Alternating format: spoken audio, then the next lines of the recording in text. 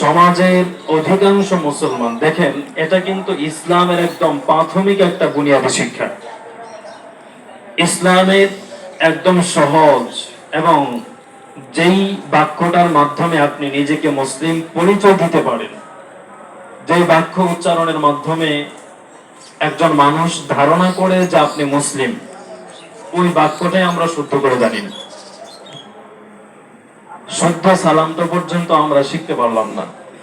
আমি অনেক সময় আফসোস করে বলি, ভাই দুনিয়াতে অনেক কিছুই শিখতে পারলেন, অনেক কিছুই জানলেন, অনেক কিছুই বুঝলেন, কত শিক্ষা অর্জন করলেন, ডাক্তারি পড়লেন, ইঞ্জিনিয়ারিং সাবজেক্ট নিয়ে পড়লেন, শত সহস্র বই পড়লেন আপনি, কিন্তু আপনার জন্য আমার আফসোস আর পরিতাপ করতে হয়, সেটা হলো শুদ্ধ করে দুই বাক্যের একটা লাইন আপনি পড়তে পারেন না, সালামটা দিতে পারেন। এবার আপনি নিজেকে প্রশ্ন করেন, নিজেকে জিজ্ঞাসা করেন যে আমি কেমন মুসলমান। যে বাক্য আমার মুসলমানিত্ব বহন করে, যে বাক্যের দ্বারা আমি মুসলমান আমি নিজেকে সাব্যস্ত করতে পারি, সেই বাক্যটা আমি পারি না, সেটাই আমি জানি না।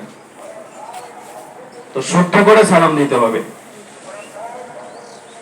শুদ্ধ করে সালাম দিতে হবে। আমরা অনেকে সালাম করি আসসালামু আলাইকুম, অথবা আরেকটু স্টাইল করে আসসালামু আলাইকুম।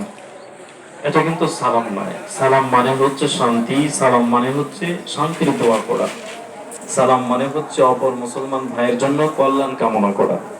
কিন্তু আমি কল্যাণের বদৌলতে তার